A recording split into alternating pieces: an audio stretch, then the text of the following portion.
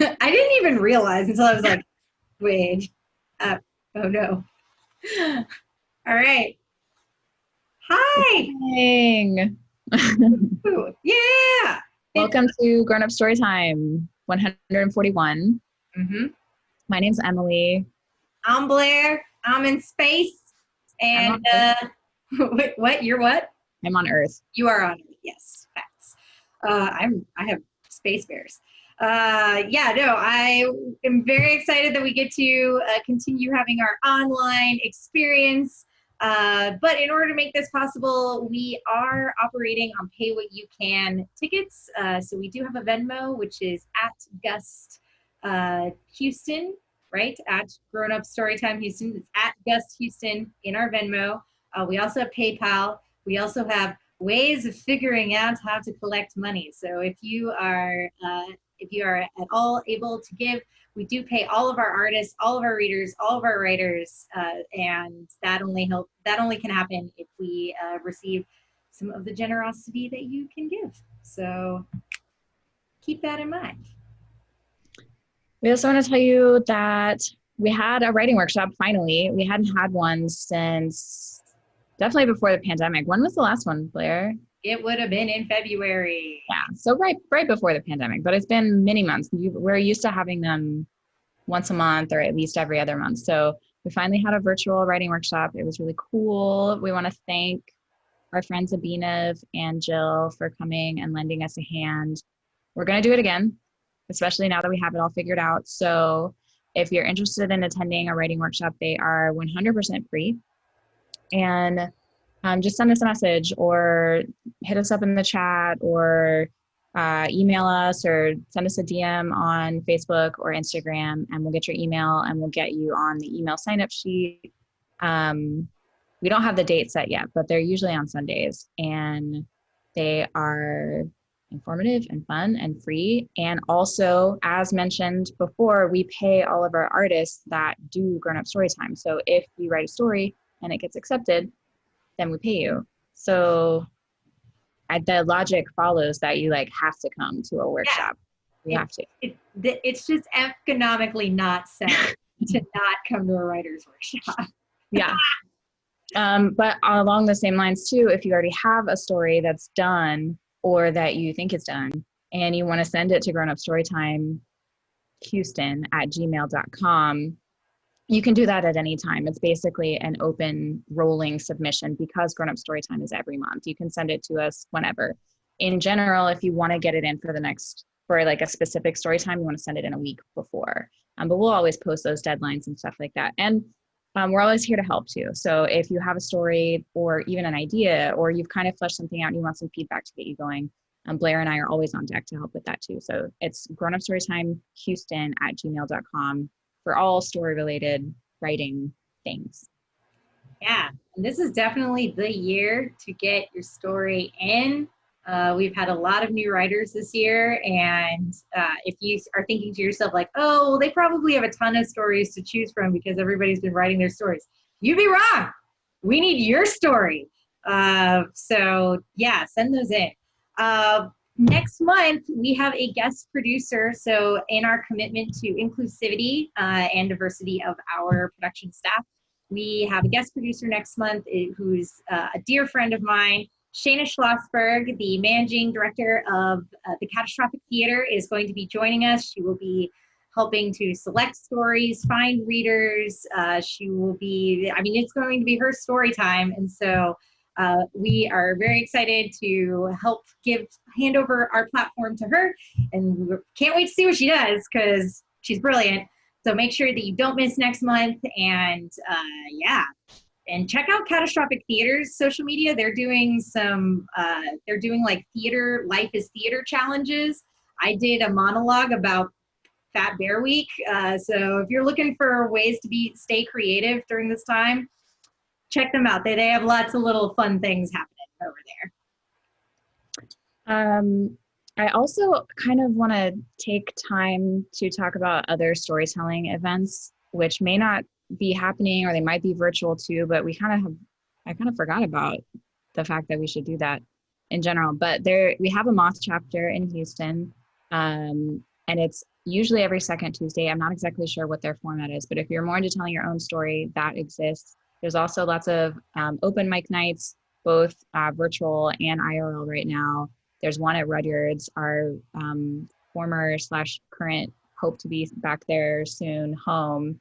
There's lots of ways to tell stories in Houston, and we love them all, and we want you to check them out also.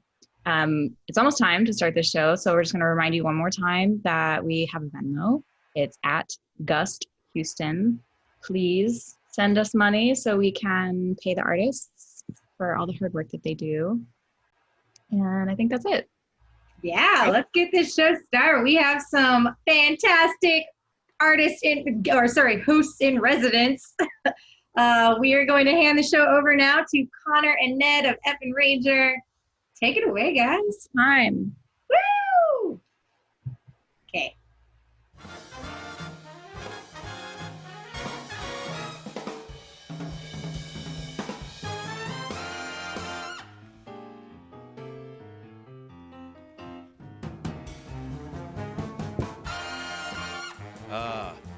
Some music theory people out there are losing their minds watching us just play air instruments. Losing their minds trying to keep up with our fantastic speed and knowledge of chords. And am I watching prog rock? Yeah. What is happening right now? Is that Ricky Wakeman on the keyboards tickling those plastic ivories? You better believe it, kids. Hey, everybody at home. If you don't know, I'm Connor, and this is Ned, and we host a show called F and Rager. We used to be a KPFT show. Now we're a Twitch show. And now we're at home. Yeah, now we're at home, as you can see. And we've been hosting a few months over this past summer. We didn't host last month. That was for Valdivia. But we hosted the month before that, and we've had a lot of fun kind of seeing what online entertainment is all about now. Yeah, it's very finding different. New ways to utilize the format and how we can explore it. And I think last month, Brenda did a fantastic job of bringing us all around Houston, taking the camera out of the house and taking it all around Houston, showing these fantastic sights. It's very nice. And this month, what we've decided to do is that we are going to take you It's doing it all over the world. Whoa! It's not spinning. There it is. Who knows where we'll go? The places we'll see. Yeah, places like, where did I land? North. Oh, it's America. Yeah, USA. Yeah. USA. All right, so we're just going to take you all over the world, and we actually do have a plan for you. We're going to show you the 7 wonders of the world. That's right. We're talking about the Hanging Gardens of Babylon, the temples of Artemis at Ephesus. Yes. The statue of Zeus at Olympia. Yes. The mausoleum at Halicarnassus. Yes. What you got? Can you... Halicarnassus. Oh, man. I'm really pissing off some Man, yeah, if the music people. majors weren't mad, I'm sure we pissed off somebody. Oh, no, atheist professors. The Colossus of Rhodes, and, of course, the Pharaoh's Lighthouse at Alexandria. Yeah! But first and foremost, we're going to take you to one of the most amazing seventh wonders of the world, the thing that we all are familiar with, which is the Great Pyramid of Giza. So while Ned gets everything loaded up to take you there, I am going to introduce our first story, which is Winter Grinch, written by Blair Ault and read by Ray Hali. I used to love cold weathers. Native Houstonian with a Christmas birthday, 6-year-old me couldn't wait for the sun to just calm down so I wouldn't sweat so much. And I could look forward to getting presents. I preferred the cold, rainy days when I worked at Renaissance Festival because it turns out wearing period gowns and hoop skirts requires like historically accurate British countryside weather to be like even remotely comfortable. I liked apple cider and fuzzy blankets year round. I really did think of myself as like an Arctic bear out of your preferred habitat and drafted life plans like that would take me to live in Minnesota or Canada or Alaska. One day in July of 2012, I moved into a 1926 bungalow just north of downtown. It had no central cooling or heating, but the whole dang house was only for $725 a month. Inside of the loop, and it had laundry on site. I was suitably jazzed. The window units weren't amazing, but old Houstonians knew what they were doing, and a pier and beams and structures with high ceilings doesn't really take that much effort to make it comfortable, even on the dumbest of like mouth humid days. But also I've noticed that if you've never lived anywhere else, each year you get a little more accustomed to the Houston's hot ass temperatures. I've become that sort of Texan who just like justifies 90-degree weather as totally fine temperature to go to the zoo, and have my niece from Germany almost pass out from like a heat stroke. I'm a monster. I get it. All that's just to say that I was fine from July until December. In my new home, in the winter of my first year was so mild, so I figured like a few days with some subpar space heaters was worth the rent, hands, feet, and paws down. Also, I had a boyfriend then who let me escape to as well heat at home with my cat when needed, even though he was allergic. I sure have let go of some sweethearts. The following winter, though, was brutal. I couldn't get warm no matter how many electric blankets or space heaters I placed strategically around the house. Taking a shower was a shivering nightmare. Like, I borrowed a thermometer just so I could confirm that it was actually colder inside of the house, and I tried to justify sleeping, taking a sleeping bag to the porch. I heard a low whistle, and then I realized that the cold air was actually just coming up from the floorboards. So then I started buying rugs and putting towels everywhere. I resented how many layers of clothes I needed, and I realized that Target doesn't sell real sweaters in Texas that can actually keep you warm. I discovered like those oversized onesies you can get at Walmart, and the characters of Cookie Monster and Winnie the Pooh.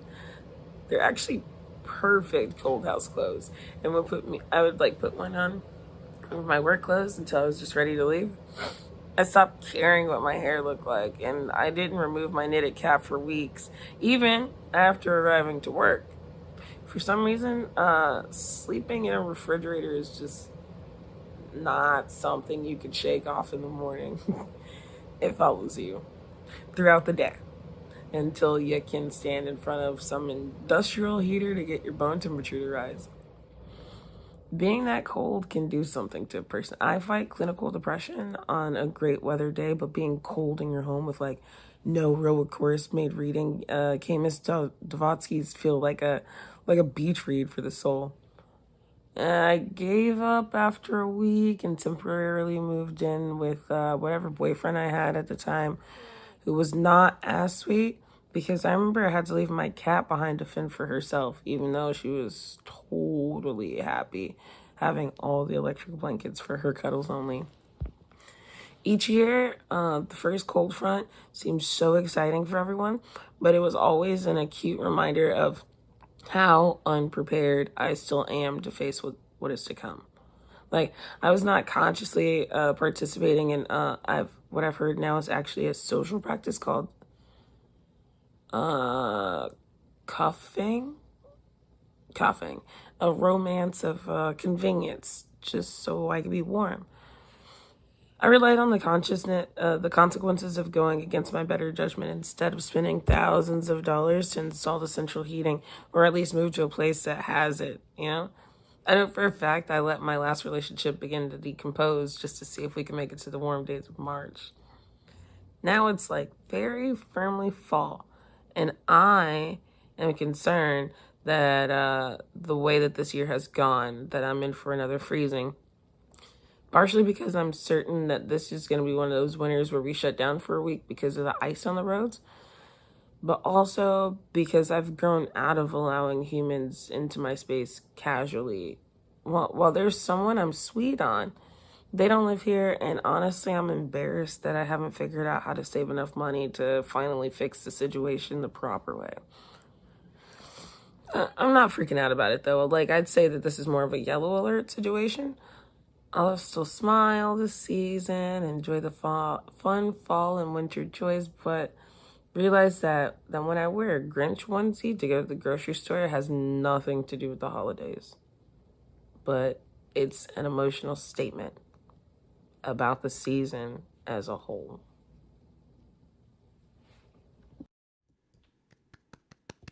Yeah. Fantastic story. And hey, man, look at this place, Connor. This is incredible. Wow. Look, the Great Pyramids of Giza themselves. look at these warm sands. Oh my God. Pharaoh's baubles. This And- is incredible. Gold and riches. Possibly hidden inside. Kind of the same thing I They said. won't let us in. We don't know. Yep, we've been knocking all day, and they still won't let us in. I feel like I could skate down this. This is pretty cool. You know what? Wonder number one. Pretty wonderful. Pretty wonderful. Pretty wonderful. I'm just wondering how they built the dang thing, but you know. Hey, we don't have much time. So Connor, let's get to the next one. All right, next wonder. Next wonder of the world, and they're all gone. But They're all gone. the wonders of the world are gone. These are ancient wonders of the world. Oh man. Ooh, we should have been looking at modern wonders of the world. Right. Okay. Well, good on the Great Pyramid of Giza for standing for so long. Hey, shouts out to you, Pyramid of Giza. Way to go. Okay, well, you know what? I'll look up the new. Yeah, I've got the new 7 wonders of the world here. Cool. So we'll Find another one of those. Yeah. And instead of going to the next wonder of the world, we'll go to your next story. Folks, your next story is Grandma, written by Helen Sans and read by Stephanie Fisher. I never really knew my grandmother. She was a housewife, always behind my grandfather. She dropped out of school at the age of 8. That was quite normal at the time. From the moment she got married, she lived in the same place and always did grocery shopping in the market next to her house. She knew everyone in the neighborhood and used to sit at the door of her house to talk to her neighbors. When my grandfather got sick, I realized that I barely knew her. When I spent time with my grandparents, I always interacted with my grandfather. She was the woman behind him, always present, but always invisible. She was strong and cold. I always thought her coldness was part of being strong. I'm not sure it was. My grandfather's dementia was slow and hard for the family, but she never complained. She complained about almost everything in general, but she never complained specifically about that. She took care of him with the efficiency with which she did everything. She was good at following schedules, rules. She never cried. She had accepted that it was her duty. She was raised to do this. When my grandfather died, she didn't cry either. A new life was in front of her, and now that she was alone, she couldn't be invisible anymore. I'm not sure she liked that. She was not good with people, and she knew it. She barely showed appreciation for the people around her. She didn't know how to, although I could tell that she wanted to.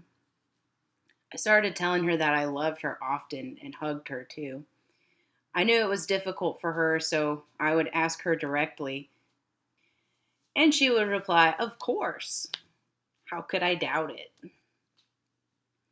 My father was always there for her. They did not have a warm relationship, though. My father was as cold with her as she was with him. They loved each other in their own way, I guess. One day I received a call. It was my aunt. I had to go home. My father had had a heart attack. It took me a few minutes to react. But is he going to be okay? I think you should come home, my aunt said. I left work, bought a ticket, and went to the airport. I was at home 4 hours later. My father had actually passed away during the night. He just never woke up. It's difficult to explain such a sudden loss. On the one hand, it's good that he didn't feel or know anything. On the other hand, there were so many things that I wanted to tell him and that I would never be able to. My grandma was at home. I hugged her very strong, but she didn't move. She was telling me she was sad, but she didn't shed a tear. How was that possible? I assumed she was still in shock. She would react later. I tried to be there for her. Days passed and we went through all the formalities, funeral, burial, paperwork. Still no reaction. Or maybe there was, but the intensity of it wasn't enough for me. A feeling of anger started growing in me. Why wasn't she crying?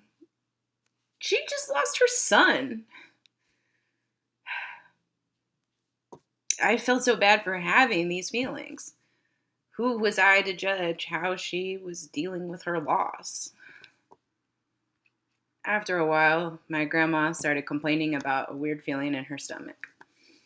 We all thought it was anxiety, her way of externalizing the pain of her son's loss.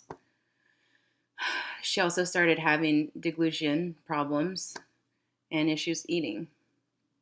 Doctors started looking into it, and a few months later, she was diagnosed with a very advanced stomach cancer. That hurt me again very much. I had explained her lack of emotion with the inability to express it, and that anxiety was the proof. The cancer diagnosis diluted that explanation, and the pain of my father's loss came back together with the sadness that the news brought us. She had only a few months left to live. Cancer deteriorated her very fast, and she accepted what was coming with the same coldness and strength with which she had lived the rest of her losses. She never cried or showed any weakness. She just accepted it, I guess. A big part of my sadness when she died was that I didn't have time to get to know her better. She had been there for me all my life, and I didn't know her. What was going on in her head? Was she really that cold, or was she unable to externalize what she was feeling? Was she feeling all these things I thought she was supposed to feel? Maybe she just knew how to live better than I do. She just accepted life the way it came. With no regrets, with no sadness. Maybe she was the wisest person I have ever gotten to know. I will never know.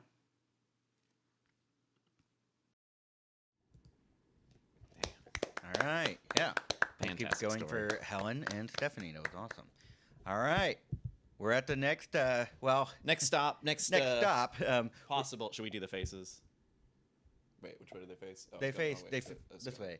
We are at Easter Island. Hey, Woo. us and squad. And now, Easter Island was nominated to be a seventh wonder of the world, a new seventh wonder of the world. Oh, wait, this isn't officially one? Well, it didn't make the cut, which personally I think is pretty fucked up. Yeah. So, Man, I'm so steamed to hear that I feel like I could write an entire story on why the Easter Island should be included in the seven wonders of the world. What should I do, Connor, now that I want to write this story? well, I think you Surely should, there's some sort of resource I can reach out to. well, it sounds like you're just like, stumbling over your own words and you're just really fueled by I'm not emotion. stumbling! And you need Sorry. This will be the last month we host this show. Look, it sounds like you have all these feelings inside. But Yeah. you need to put pen to paper. Yeah. And I know you're adult, and word make you go mad, right? Super bad! It's almost as if you need a workshop to help you get your thoughts out onto the page. Yes. And wouldn't you know it, that Grown Up Storytime has some upcoming workshops. And if you're interested in them, you can email them or DM them on social media. Their email, I've got it right here, grownupstorytimehouston@gmail.com. I'll pull that up on the screen here. Whoop.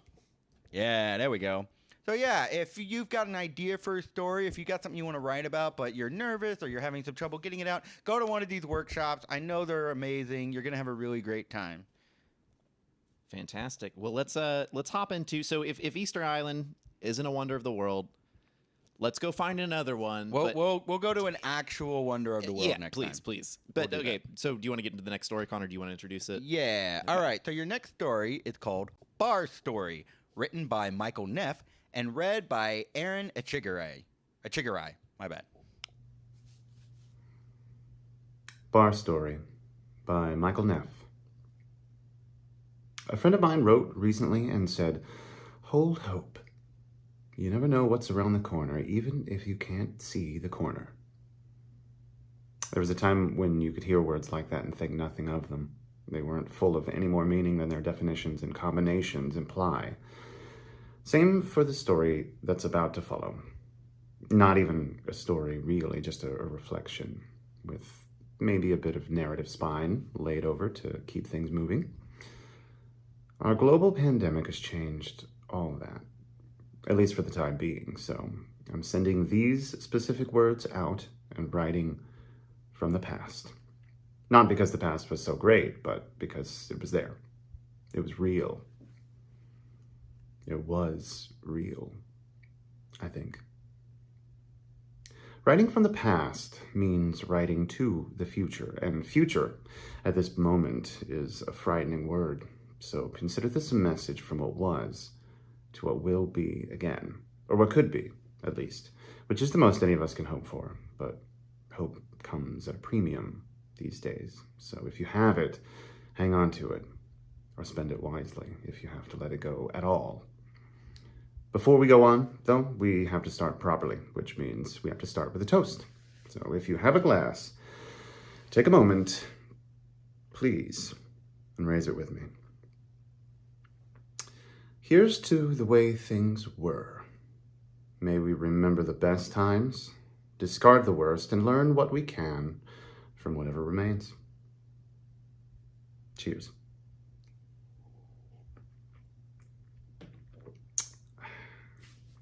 Now, since we can't always have the things we want, we can at least remember them, and there was a time when the following statement was true. It's 1 a.m., and I'm sitting in a bar. Not because I don't have anywhere else to be, not because I don't have anything to do in the morning. I'm at this particular bar because bars are where I belong, and these words can't be written anywhere else. I'm not really here to drink, though drinking is the price you pay for participating in the culture. You gotta play if you want to sit at the table, and you gotta ante up to play. I don't drink to forget my troubles, and I don't drink because I want to impair myself. Honestly, if I get that drunk feeling where the world starts to spin and your vision tunnels down around the edges, I consider it a failure of pacing. There is no cliche I know of that applies to my drinking, be it uncontrollable urges of family history with alcoholism, a disease which we in my clan have some experience, or self-destructive tendencies that make one neglect life outside of the bottle to fully explore life within. No, the reason I drink is pretty simple. I like to. I like the taste of spirits, be they bitter Amari or gut punch bourbon. I like the taste of beer. I like the way these flavors combine, either in the glass or on the palate, and I like the way these combinations spark the imagination. Mostly, though, I drink because I love being in bars.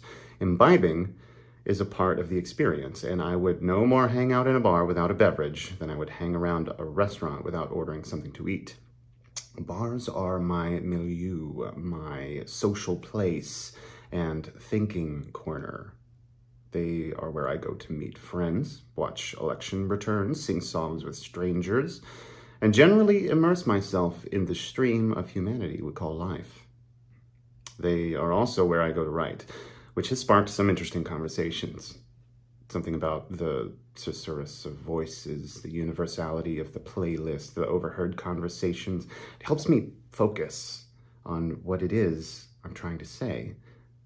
I used to write in a big black notebook, which so interested a couple of punters in a bar in Riverside, California, that they were so moved to comment. Hey, what are you reading, the Bible? Who reads the Bible in a bar? No, I'm writing. Oh, what are you writing about? I'm writing about bars, actually.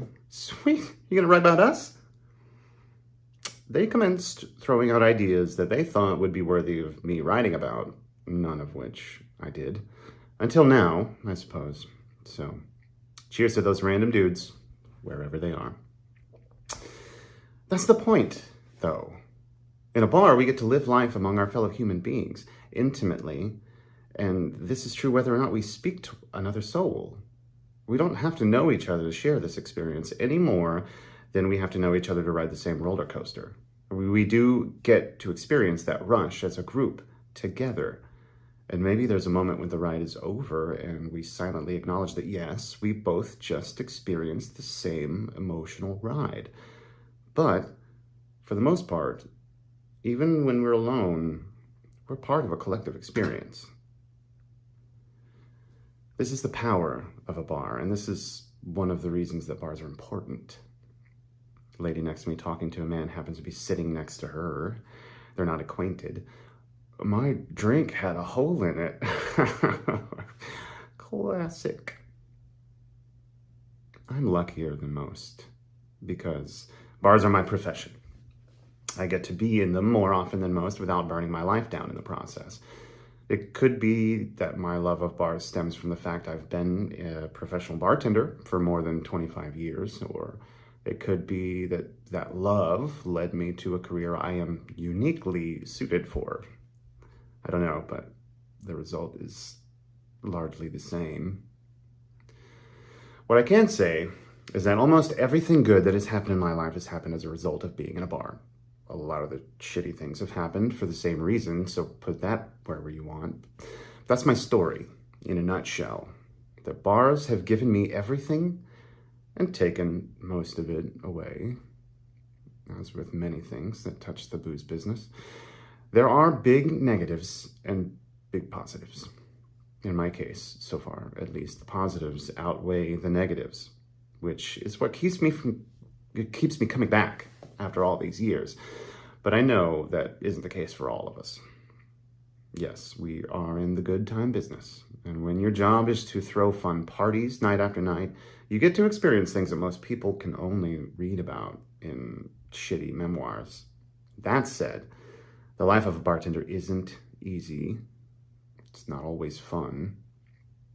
We sacrifice a lot of what you might call normal life to be in this business, which makes anything like normal relationships nearly impossible to maintain. The dangers and the ills of drinking, especially as a professional and lifestyle choice, are very real. And we all have to come to terms with demon alcohol at some point in our careers. Some of us make it. Some of us don't. Alcohol is addictive. I've seen many good people battle that demon to, at best, an impasse. And at worst, the ruin of their career and the loss of their freedom and their ruinous demise or the destruction of other people's lives. This is not a literary device. It's not hyperbole or exaggeration. It's real. Might as well get it out of the way. Equally destructive is the life itself. Bartenders deal in illusion more than any other thing. Our job is to present a picture of life that gives you, the imbibing public, the image that we want you to see. Maintaining the separation between illusion and reality takes a force of will that is difficult to maintain. And the consequences of blurring that line of separation can be destructive. That struggle continues night after night. And you have to put everything you have into each shift, each day, all the time. It never stops. It can destroy your body, your relationships, your life, your ability to conduct yourself like a normal human. It will take away the joy in being out yourself. Once you've been behind the curtain, you can't unsee it. Your ability to be fooled by the same illusion you have to create for other people, it's taken away. And on top of all that, the ingratitude is staggering. We operate under a stigma that makes people assume that we must have failed at something better. Oh, you're still tending bar? It's as if I'm still playing video games or sleeping with the lights on. Regardless of how elevated your bar, how sophisticated your clientele, how many accolades and articles you receive, at the end of the day, you're still just a bartender. However, The assumption that tending bar is something that responsible people grow out of is belied by the number of places that exist, the money that is spent to create them. It belies the ritz and the glamour of swanky restaurant bars, the paraphernalia of the sports bar, the international ubiquity of the Irish bar, a welcome sign for travelers who are looking for something familiar in an alien environment. The speakeasy-style cocktail bar with its single-minded focus and an eye for history. Every historic site you visit when you're traveling, from the White Horse Tavern in New York to Harry's American Bar in Paris, some little joint in Omaha that you read about on Yelp, every neighborhood joint that is there for you when you need it, whether it's a once a year or once a week. The airport bar, because how else are you going to calm your pre-flight jitters? Our culture is incubated in bars. Where do you think music comes from? How do you think the bands you love got their start? Your novelists darken their corners, your television shows are shot in them. Businesses are conceived on bar napkins, the deals made to create them consummated with the clink of two glasses and the shake of a hand. Your relationships begin in them. That moment when you lock eyes across a crowded bar, and then you're dating, then you're married. Your relationships end in them too. And the beat goes on. But we were talking about hope. And for the present and for the future. The past can take care of itself. Everything written here was true. Once upon a time. True for me, at least. Which is as much truth as most of us can handle. Every idea and every observation, all of them were human, which is why they were important. Being human isn't easy in the best of circumstances. In these days, which are not the best of circumstances, remembering that what we had might give us just enough hope to create what we need to exist in the future. And the future is where hope lives. So, for me, I'll hope one day in the future to see you in the bar. In the meantime, if you can't see the corner, try to at least remember that there is a corner there. And hold hope.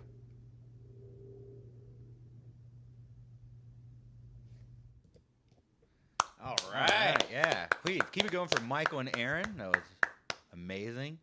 And hey, look at where we are right now. Christ the Redeemer. Yeah. Pulled up one of the modern wonders of the world here. Here in Brazil. Yeah. Isn't it amazing? The filming location of Children's Hospital, as you pointed out to me. Yeah. It's beautiful. Good. It's the show? It's wonderful. Or the statue? The statue. It's good. It's good. It's good. It's that story didn't make me want to go hang out next to a statue. Made me want to hang out at the freaking bar, man. Oh, Rutgers to say so. Here we Yeah. are. Whoa. Rutgers. Back at Houston's living room. Oh my God. Is that Anthony's food I smell coming from the kitchen? Dude. Why, they're setting up for industry karaoke over there. I've had too many, man. Let's go to Boys and Girl for a nightcap. Okay, here we go. I'm going this Wait, way. You're going the wrong way. I'm We so gotta turn drunk, around. man. Oh, crap. I'm all turned around. Let's go. It's a one-way, man. We can't go this way. Let's stick to the sidewalks. Let's hammer this out. We're almost to Westheimer. Wait, viewers, close your eyes real quick. Let me just get it on the map here. It's at Westheimer and Dunleavy. Drag us here. Oh, man, I can't pick us up. All right, whatever. We're just going to run there. Tell you what, while we're running, why don't we just introduce the next story, okay? Okay. I ran into a house. Okay. This next story for you guys is called The Recovered Photo.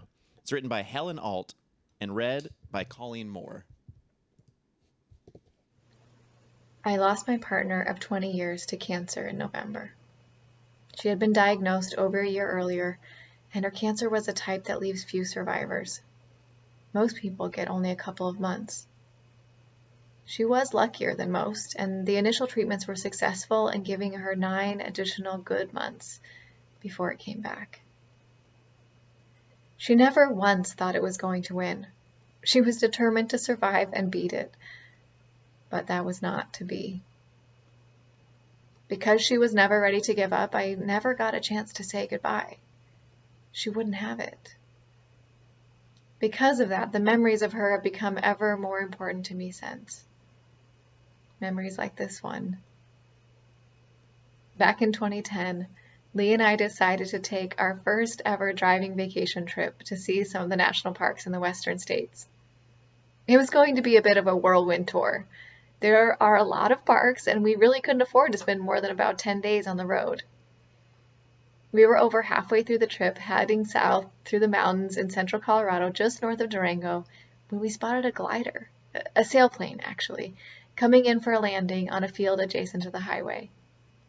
Gliders and sailplanes don't have an engine.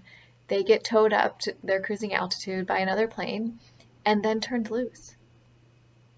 Once released, glider pilots have to use updrafts to gain any additional altitude, and then they just glide around, silent and serene.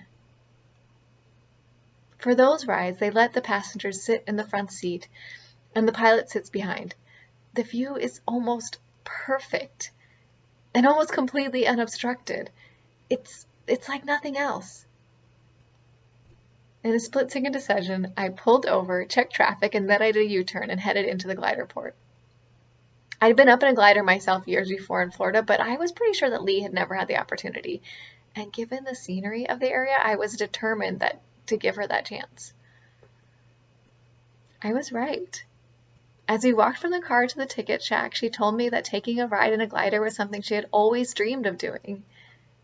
They had several lengths of trip to choose from, and when I saw the fairly small difference in price between the shortest ride, 15 minutes, and a longer one, I suggested that she should go for at least the half-hour ticket.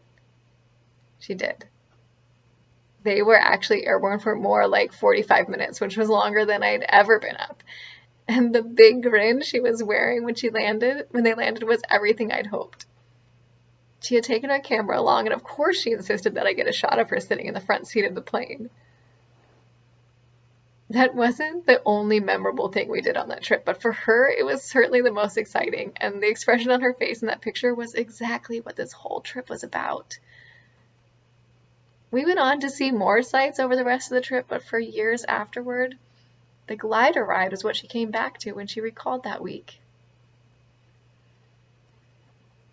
Because Lee had planned to beat the cancer and fully expected to go back to her everyday routine, she left countless unfinished tasks and a lifetime's worth of collected memorabilia and debris, which it fell to me to deal with. For weeks and weeks, I kept running across both familiar and unknown bits, countless little reminders of the good and the bad. Lee and I had both tended to hang on to things that we acquired, even when they had become worn or stale or otherwise outdated, even when they were at the end of their usefulness. It was not always a good habit. I couldn't begin to count the number of pairs of her worn-out flip-flops I pulled out of a box under the bed, many of them so stiff with age that they cracked when I tried to flatten them out.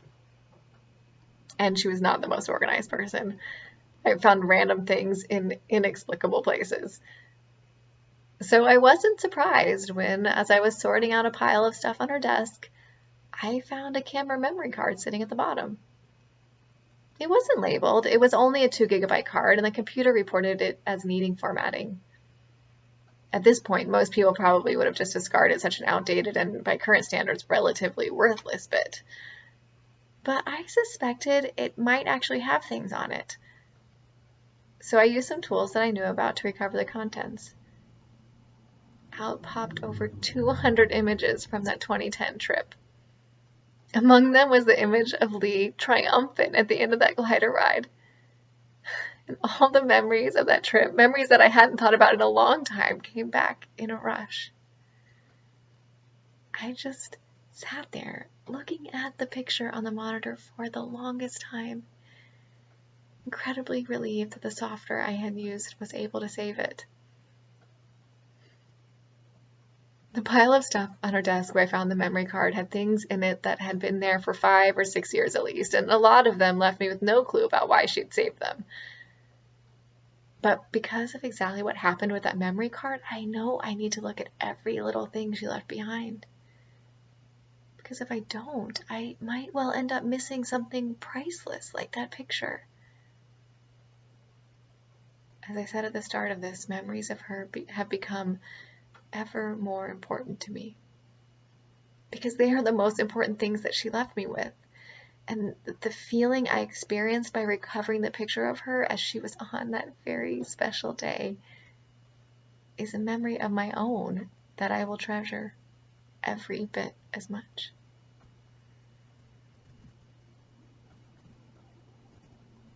All right. Yeah. Please keep it going for Helen and Colleen. That was amazing. Fantastic read, Colleen. Look, behind us, we do have another seventh wonder of the world. It's the Great Wall of China, but I specifically requested that we visit here because Helen's story reminded me of a time when, after my grandfather passed, I was going through things that I inherited, and he was a photographer, like for fun. That was one of his hobbies. And I was going through everything, and I knew that he had gone to China for a vacation after he retired. And it turns out he square danced on the Great Wall of China for the Chinese government. For the government? The government. I didn't know that part. Yes, the government gave us a medallion, a thing of dominoes that all said Clifton on it, and then these like stamps that had our names Holy in Chinese, crap. and those hand thing. Yeah. I'm like an asset, I guess. I don't know. Was your grandfather a known square dancer, or like how did he? He was like a nationally known square dancer. Yeah. The only guy who could dance a perfect square, no rectangles about it. Yeah. He and Deep Blue squared off, and he took him down. He was just like such a prominent Texas square dancer, and we had no idea. Yeah. Until after we passed, and it's stories like those that make this show, I think. Sorry, I got my notes mixed up here, and I did the wrong segue. Sorry, it's y'all. Good. Didn't someone write a segue on the Great Wall of China? Speaking of which, I think they do tours of that like that. All right. I'm just trying to help. Okay, I see where I got my notes confused here. Look, this next story, I do have to give a trigger warning for this one. Yeah. It's got some very intense content, including discussions of sexual assault and domestic violence. And we just wanted to let you know, because if that's something that might be difficult for you to watch, go ahead and take like a short 10-minute break. And when you come back, the next story will be ready to go. Mm-hmm. But I'll go ahead and introduce it. It is Parallel Universe, written by Keisha Breaker, and it is read by Rozie Curtis. Points of experience in my now shine a direct beam of light into my then, revealing again the truth of the matter. Reviving, resuscitating the sting, awakening the twinges that linger. Theirs is my parallel universe of coinciding pain. Am I doomed to repeat it until I get it right? Save them, save myself. Free them, free myself. She walked in my room one day in one of those rare moments when it is empty and quiet. And just as quietly she said, "Miss, he raped me." I'm sure she said more. The words rushed out of her mouth, syllables emancipating themselves from her body. The tears fell thunderously toward the ground. Boom, boom. I catch them one by one, cup them in my hands until they are full. Her tears were like raindrops on a window pane, sent to wash her clean, blurring the vision. Every part of me wanted to cry for her, but I was losing the image of her, my focus out of view. Boom, boom.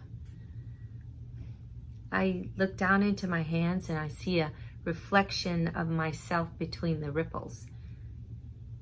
It appears I am crying with her. No sounds. I could only mumble an inaudible prayer. Lord, give me the words she needs to hear.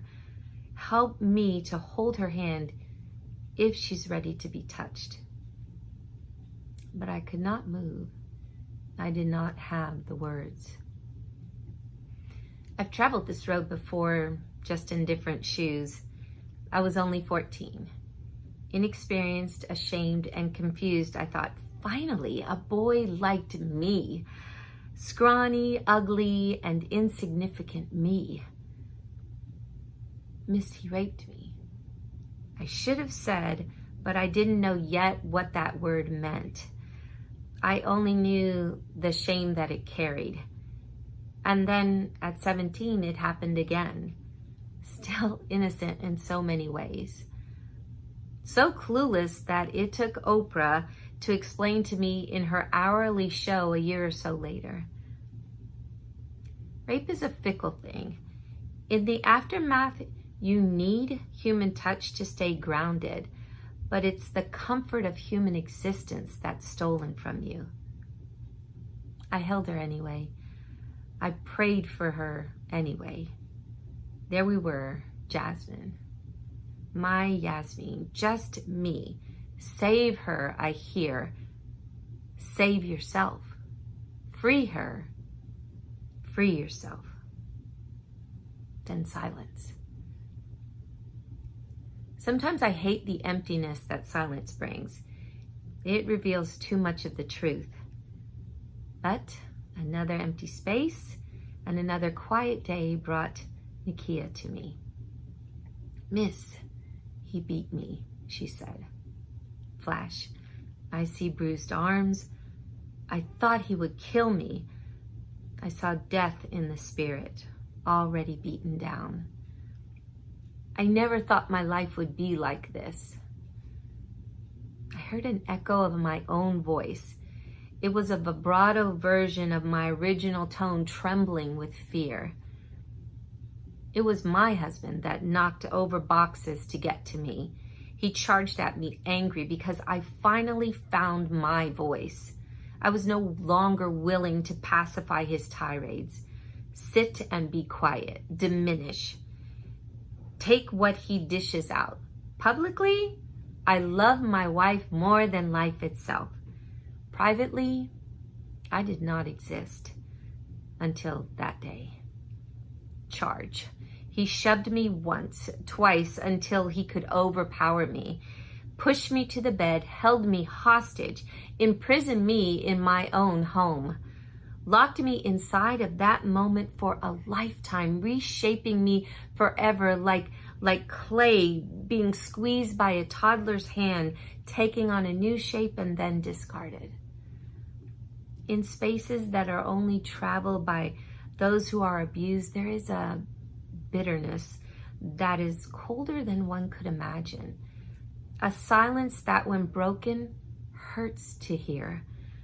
An awkward time when reality crashes back into existence and you must act, think, and pretend that all is well.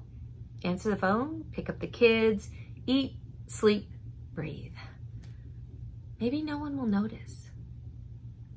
No one does. Maybe I won't notice. It hurts too much not to. Only silence in my house, just as it normally is. Us in separate rooms, separate worlds, separate lives. Only crossing circles every evolution of common ground. Distant and disconnected at all other times. We're spheres of overlapping with only brief moments of connection. Distance makes the balance.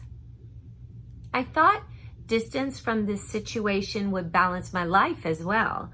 I had traveled away from this road and I thought I wore different shoes. But the blisters were still fresh and hurt just the same when Nakia stood in my quiet room, rocking in her own shoes, bruised in her own life as I was in mine. Save her, save myself. Free her, free myself. And silence comes again. Miss, he says, I have a plan. I don't want to live. What difference do I make? Will I just be replaced? You are important. There can't be another you, I plead. Stay a little while longer. You'll see there is hope. That's the problem, he shouts. You see hope, I see none. Stop trying to help me, save me. I hear. I lead the counselors and police to him. He was involuntarily committed for 1 week. I've run down this road before, only in other shoes. I lead the search for my ex-husband from one hotel to the next. Sunnyside, Surfside, Seashore. What did he say? Why weren't you listening? I'm listening now while he talks to a mutual friend in one phone as she talks to me on another. Police are on speed dial. I just want to drive my car off the bridge, he says, driving erratically and shouting in the phone. Save him? Save the man who was abusive to you? Yes, save him. The friend's words must have resonated in him. He voluntarily committed for almost 2 weeks. There is hope. I pray in part for myself, even when you see none. The silence repeats itself more often these days, teaching me the points of experience in my now shine a direct beam of life into my then. Reliving again, reviving, resuscitating the sting, soothing the twinges that linger. Theirs is a parallel universe of coinciding pain. I've traveled this road before. I've worn these shoes. If I save them, I save myself. If I free them, I free myself. Free myself.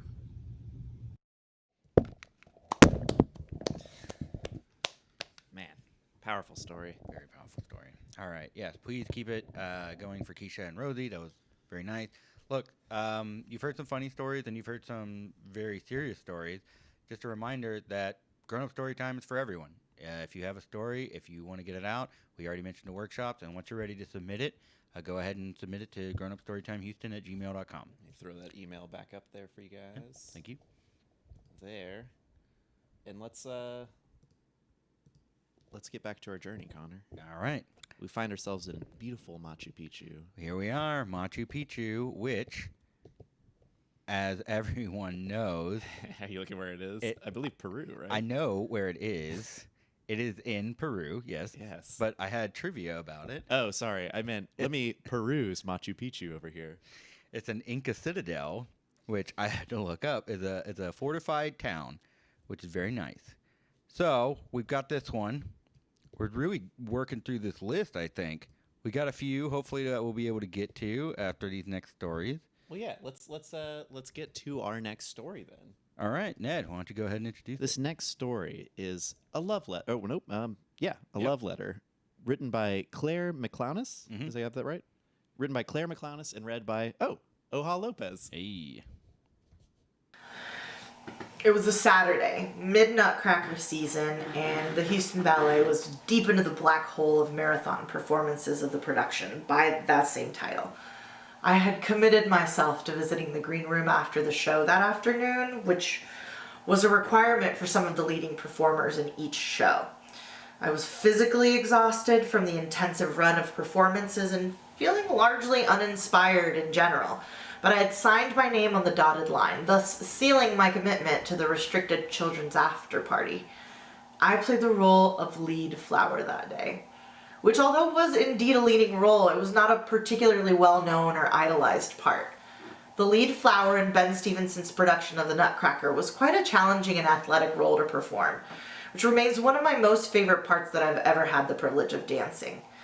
And yet, it is only the lead in a short divertissement in the second act of the ballet. Most children idolize the role of Clara, who's the main character, and the girl who dreams up most of the story to begin with. Or the beautiful and royal Snow Queen, or actually, the Nutcracker Prince himself, for whom the story is titled. Or perhaps the ultimate pinnacle of every femme or femme fan's bubblegum pink high fructose fantasy, the Sugar Plum Fairy. I had planned to station myself in the corner of the green room and wait out the tedium of the event, just unbothered by any fandom. I was always a wreck of nerves, beginning days before I was to perform a leading part, and so by the time the show had actually come to an end, what was left of me was only a frail puddle of exhaustion. Once in the green room, I stood in my reserved corner, a false smile plastered across my face, and waited as the minutes slowly crept past. The green room was actually a really interesting space, with velvety green carpet and ottomans for seating. The walls were mirrored from base panel to ceiling, creating a more open and airy atmosphere, like an outdoor gazebo in a presidential garden. The wall-length green marble at the end of the room held a large and beautiful flower arrangement at all times, and I slowly eased my way towards it, as though subconsciously I believed that I could camouflage my lead flower self within it.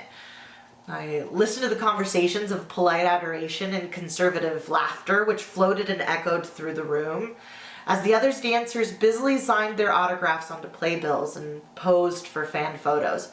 My eyes began to feel heavy, and my eyelids struggled to hold themselves open under the weight of my large, false eyelashes.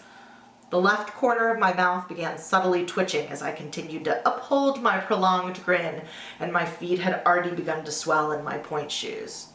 Just then, as I looked up from my swollen stems, I noticed a woman hurriedly walking towards me. She seemed to be hiding something very sparkly and pink and frilly behind her dress with one hand, as she held another pink item in her other hand, a card or a note of some description. "Ah, there you are. We were looking all over for you." She smiled as she wadded up to me, hindered by the hidden item behind her. "Oh, my voice cracked as I attempted to use my acting voice, snapping myself back into character. "I'm so glad you did," I exclaimed. "We wanted to give you this note," the woman explained, and she struggled to hand the card to me with one hand as the being behind her fiercely held onto the back of her dress. "Well, thank you so much," I replied with genuine surprise. I held the card in my hands and I turned it over. It was an envelope from a classic stationery set. A pair of pink ballet slippers were pictured on the front, and the ribbons twisted and flowing around to the back of the sealed envelope. On the back, drawn in pencil, was a heart, which imitated the way envelopes were once sealed by wax seals or stickers. "You don't need to open it now," the woman assured me. "Trust me, she wrote everything you needed to say in there," and she laughed a little to herself. "Oh, okay, well, thank you so much. This is so nice of," I paused as I strained to look around the woman to where I guessed the author of my lengthy letter was hiding. "She's just so shy," the woman mouthed her words and pointed with her free hand behind her dress. "Oh, well, I can understand that. That's okay. You don't need to come out. But I just want you to know that this has made me so happy. So thank you." And I paused for a moment as I sighted a tiny pink pointed ballet slipper peeking out from behind the woman's dress. "I also want you to know that I think your dress is absolutely beautiful," I coaxed. There was a rustling of the woman's dress. Then there, before my very eyes, appeared the tiniest, most beautiful fairy princess I had ever had the privilege of laying eyes upon. Her tiara twinkled from the prisms made by the crystal chandelier in the room. Her iridescent wings sparkled with pure magic, and her gossamer rose floor-length tulle tutu floated about her. It was as though she sat amongst cotton candy clouds at dawn. My heart fluttered and my eyes filled with her beauty, and she was truly a vision to behold. She said, "She really, really loved you," explained the woman. "She said she loved how strong you looked," and I fought back tears which welled in my eyes, and I said, "Thank you, really, thank you so much for this," and I held up my note in recognition. Alone in the Corps de Ballet dressing room, all my co-workers long gone for the afternoon. When they were gone, I peeled the false eyelashes from my eyes and pulled my feet from my point shoes at last, and I sat at my vanity desk in only my tights and flesh-tone leotard, and I held my newly gifted card in my hands with reverence. Carefully, I opened the envelope and retrieved 6 pages of ballerina stationery from within. The letter read, "Dear Ballerina, I love you very much." And then from what I could extrapolate, the beautiful fairy princess that I'd met in the green room poured her heart out to me for 6 pages of indecipherable Fey language. Swirly and curly cursive text filled page after page. Then, at the most bottom of the very most back of the 6th page, it was signed, "I love you forever, love, Bella." Tears welled in my eyes once more, and I allowed myself to finally release them. As it turns out, my fairy princess shared a name with my lifelong best friend of forever. I kept my fairy love letter at the dressing room space for the rest of my 7-year career as a reminder to myself of why I always chosen to dance. All right. Please keep it going for Clare and Hoja. Hoja Lopez, one of the greatest Houston performers I've ever met. I wouldn't be surprised if you see her headlining it, say, the Coliseum. Ooh, Wow. I know you may doubt me, but I calls him as I see him. Oh, God. Ain't he a geek? Greek? Isn't it in Rome? Fuck you. All right. We got one more story left. Wow, we're having so much fun. Yeah. All right, Ned, you want to? Yeah, let's just get into that final story, guys, because you've had enough of that bit. Surely, right? This final story is called Grocery Store Follies, and it's read by... Guys, it's read by my good buddy Cody Dale Edgar, who I actually host a podcast with called Honey, I Shrunk the Binge. Yeah, we got some new stuff coming out, and we're actually doing a stream. Don't tell anybody. We're doing a stream on the F and Rager Twitch on November 2nd. Ooh, very cool. Ooh, yeah. And the story is written by some schlub. No, I'm kidding. It's written by my good pal here, Connor Clifton. Yeah, it's funny. You know, Cody and I, we actually host a podcast ourselves, which...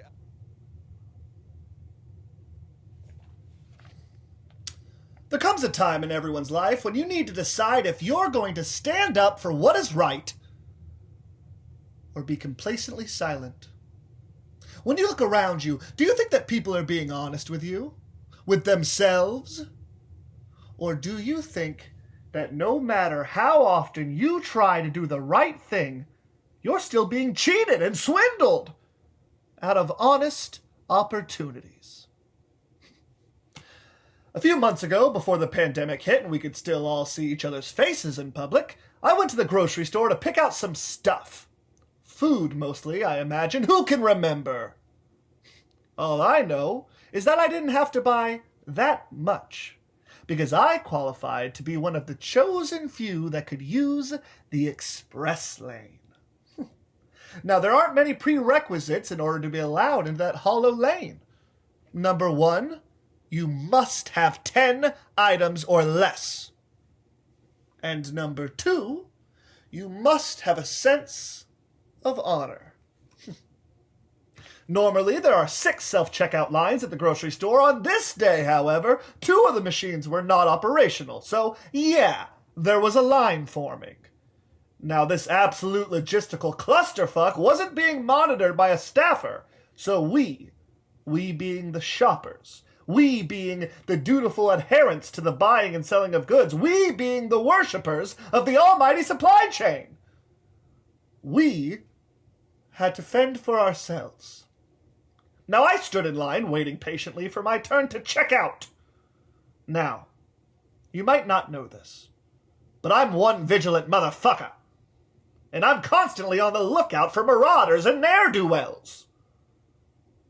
So I decided to look around, scope out the scene a bit, yeah?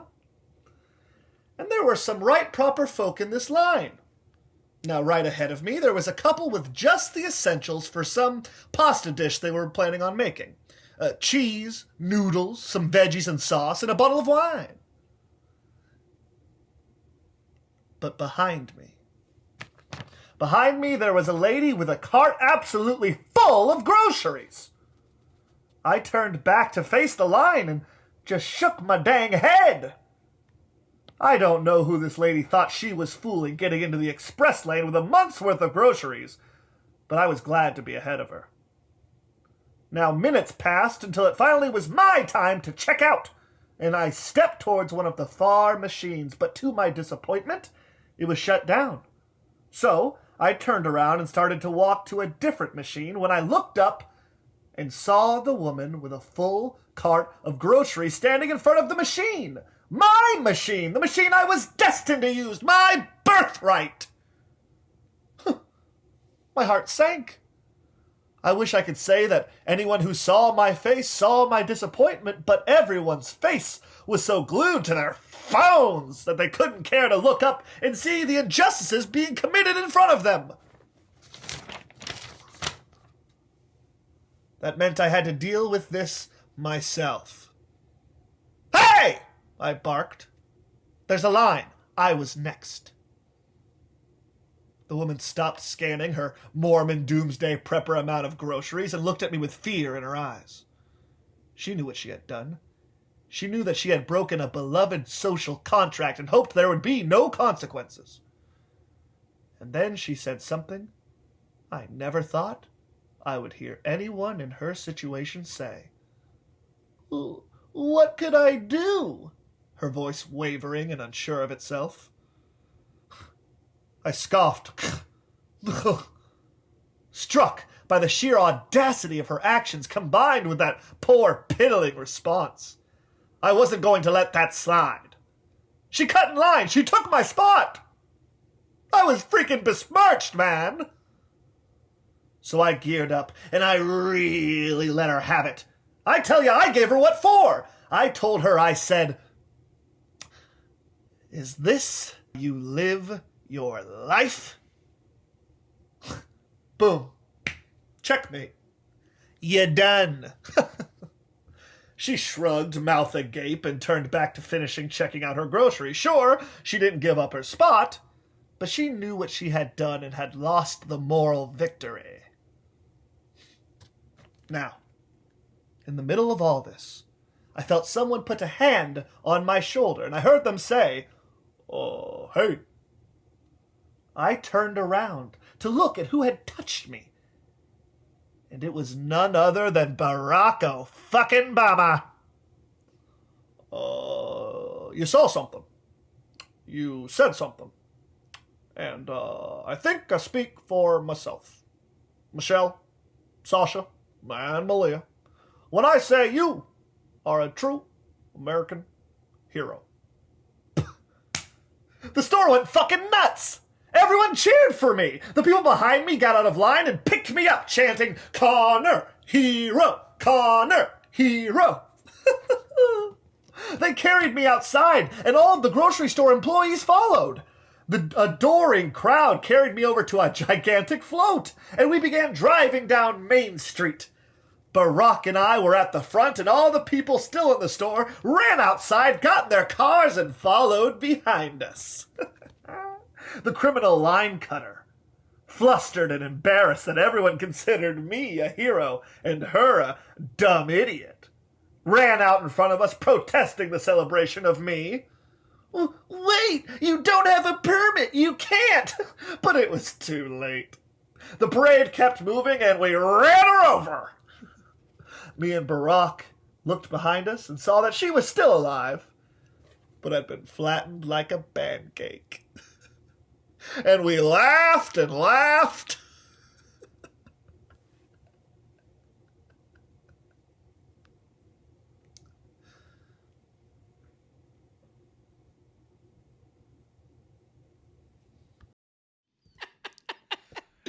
Yeah, you did a good job, Cody. I appreciate that. An insane, fantastic reading of a very true story. It Conner really is still in happened. court for flattening that woman. I got a former president on my side. I think I'm in the green. Hey, speaking of green, this is just a green screen, guys. Oh, my goodness gracious. Look at that. All right. Yeah, it's white. No, never mind. Okay, so that was our final story, but we're not quite done yet. We got a few more things to say here. Look, we've gone to the 7th wonders of the world, right? We've made it to 6 wonders of the world, and guys, now we're at the final and 7th wonder of the world. 8th Wonder Brewery. That's right, y'all. Houston's own. I didn't realize it was blurred out. Right down the street from Secret Group. Remember that place? Here we go. Oh my God, is that George R. Brown? Wait, it's over here. Oh. Oh, I can see the Eighth Wonder logo now. There it is. Hey, Yeah, free advertising for them. Hey, remember when that graffiti was there? It's gone now. They got rid of it when they bought the building and didn't want it to look fun anymore. Oh, look, a Whataburger thing. I like Whataburger too. Whatabedo. Oh, geez. Memories. There it is. The place you were talking about earlier. Yep. Houston. Miss it so much. I'm glad that we have Google Earth to take you around. Listen, everybody. There's the view I miss. Just seeing fucking fog wires, shooting out of the GRB construction, fog coming out. Look at all these non-parking signs. This is the Houston I remember. What can I say? No I love this any town. This is my city. I love these streets. And guys, if you see a fantastic picture of the town, maybe you want to post it, or maybe another wonder of the world. Maybe you want to post it on Instagram, and maybe you want to send it to one of your favorite Instagram accounts. Guys, I'm talking about the Grown Up Storytime Instagram. You got to give them a follow. Got to give him a follow. Also, I just want to plug the Venmo as well. Yes, absolutely. Look, we got to plug that Grown Up Storytime Venmo. If you like this show, if you like the readers, if you like the writers, there's only one way to pay them, and that's if you pay us.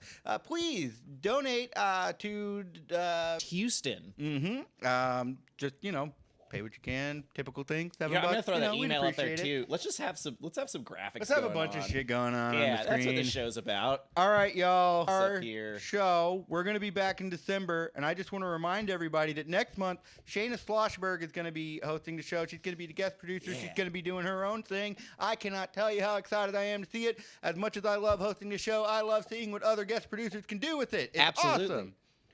We have a show every Monday. Oh, yeah. I see this dumb shit the guy. I see it even when the cameras stop rolling. And while we're here, I'll go ahead and plug our show Monday nights at 8 p.m. at Effin' Rager. That's our show. You can go to twitch.tv/EffinRager. Yeah, let me just follow put us, watch that the show. twitch.tv/EffinRager. Go over there, hit that, smash that MF follow button if you can. Follow and subscribe. If you like what we're throwing out there, go ahead and follow us on Instagram at Effin' Rager. Personally, I'm at CryptoCurrency. Follow me if you can, Ned. I'm at Ned of the Dead. And guys, if you can't follow Swimwear Department, I play in that fantastic band. We've got a music video dropping on October 23rd that I'm so stoked about, animated by the fantastic Tracy T. Bode. Oh, yeah. And subscribe to this channel, Grown Up Storytime. Subscribe. We are so close to being able to monetize. Hit the Ram, you can talk to both of us. Yeah, it's a squad. So just join our squad. Yeah, do that. Shout out to all the other Ricks out there. We'll see you in a few minutes. I know you're there, Cody. See you in a little bit. Okay. You want to stay on for like a little longer? No, I'm kidding. Bye. No, get out.